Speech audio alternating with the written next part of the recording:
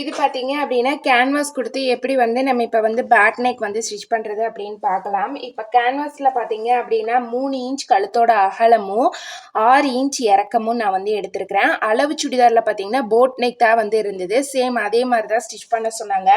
ஆனா வந்து சுடிதார் மாடல் பார்த்தீங்க அப்படின்னா, முன்னாடி ஃப்ரண்ட் நெக்குக்கு ஒரு டிசைன் வந்து வந்திருக்குது. அந்த டிசைன் 3 இன்ச்ல இருந்து 6 இன்ச்க்குள்ளரே முடிஞ்சிருது. சேம் வந்து அதே மாரியே நம்மளும் வந்து அந்த டிசைன் பேட்டர்னுக்கு நம்ம ஸ்டிச் பண்ணோம் அப்படின்னா உங்களுக்கு காட்டுறேன் பாருங்க. இப்போ இதில் பார்த்தீங்க அப்படின்னா இந்த மாதிரி எம்ப்ராய்டிங் ஒர்க்கோட வந்து இந்த டிசைன் வந்து வந்திருக்கு. சேம் வந்து இந்த டிசைனே வச்சுருங்கன்னு சொல்லி கஸ்டமர் சொல்லிட்டாங்க. அப்போ இது மட்டும் இந்த அளவில் இருந்து பேக் நெக் வந்து நம்ம வந்து போட் நெக் மாதிரி வச்சோம் அப்படின்னா கஸ்டமருக்கு தலை போடும்போது வந்து பத்தாது. அதனால இந்த இது நம்ம எப்படி நார்மலுக்கு வந்து 3 இன்ச் இறக்கம் வச்சு கழுத்து அகலம் வச்சு இறக்கம் வைக்கிறோமோ அதே மாதிரி இப்போ பின்னாடி நம்ம வச்சோம் அப்படின்னா தான் போடுறதுக்கு சரியாக இருக்கும். போட் நெக் பார்த்தீங்க அப்படின்னா அதில் வந்து 4.5 இன்ச் இருந்தது.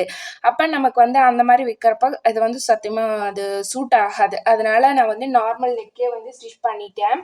இப்போ நான் வந்து இதை ஒட்டெல்லாம் கிடையாது. இந்த மாதிரி வந்து கட் பண்ணி எடுத்துட்டு அதை வந்து ஒரு இன்ச்சுக்கு வந்து ஈவனாக வந்து இந்த மாதிரி ரவுண்ட் ஷேப்பில் கட் பண்ணியிருக்கேன். இப்போ இதை வந்து நம்ம மடித்து ஒரு தையல் போட்டுடலாம்.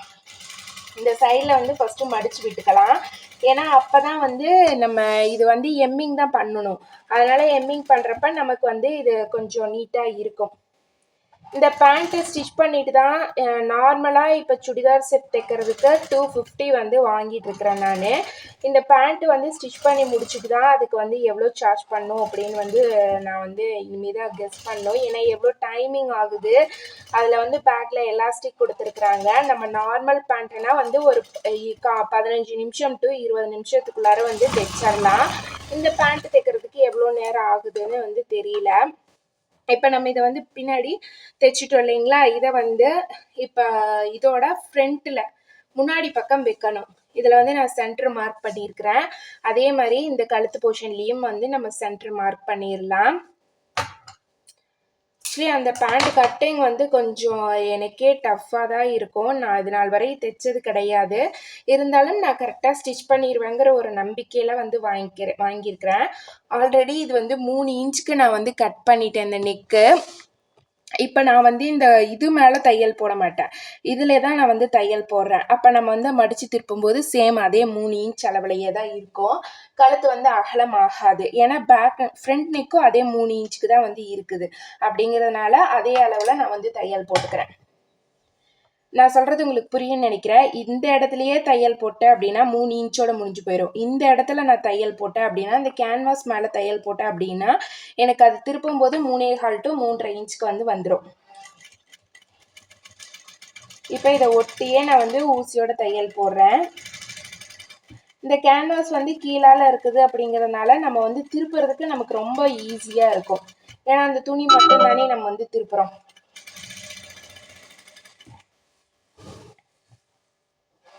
நார்மலாக பார்த்தீங்கன்னா இந்த மாதிரி நான் வந்து கேன்வாஸ் கொடுக்க மாட்டேன். சுடிதாருக்கு ஒன்று பைப்பிங் கொடுப்பேன். அப்படி இல்லைன்னா வந்து பேண்ட்டு கிளாத் வச்சு நம்ம வந்து நெக்கு வந்து டிசைன் பண்ணி அந்த மாதிரி தான் கொடுப்போம்.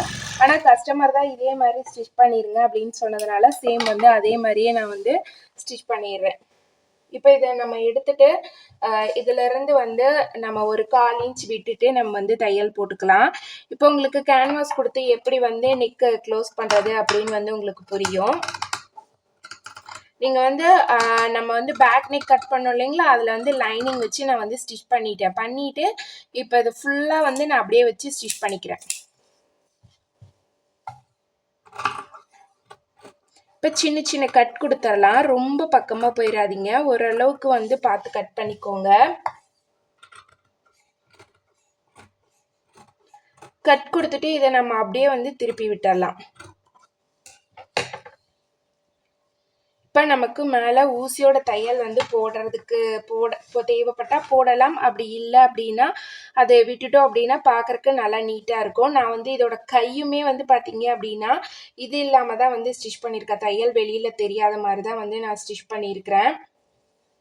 இப்போ இது கொஞ்சம் மாடல் ஆயிடுச்சு. வெளியில் தெரியாத மாதிரி வந்து நம்ம ஸ்டிச் பண்ணி கொடுக்கறது, தையல் வந்து வெளியில் தெரியாத மாதிரி. இப்போ இந்த மாதிரி எடுத்து விட்டுட்டு நல்லா இதை வந்து நீவி விட்டுக்கலாம். நீவி விட்டுட்டு நம்ம வந்து ஸ்டிச் பண்ணிக்கலாம். திருப்பியும் கரண்ட் போயிடுச்சு. இதை நம்ம அப்படியே வந்து தையல் போட்டுட்டு இந்த இடத்துல இப்படி கரெக்டாக எடுத்து வச்சு தையல் போட்டுட்டு பெரிய தையலாக போட்டுக்கோங்க. போட்டுட்டு நம்ம வந்து தைச்சதுக்கப்புறமே கடைசியாக இதை எம்மிங் பண்ணிட்டு இந்த பெரிய தையலை பிரித்து விட்றது தான் இந்த நெக்கை. அப்போ நமக்கு இது திருப்பி பார்க்கும்போது நமக்கு நல்லா நீட்டாக இருக்கிற மாதிரி இருக்கும் ஃபினிஷிங்காக.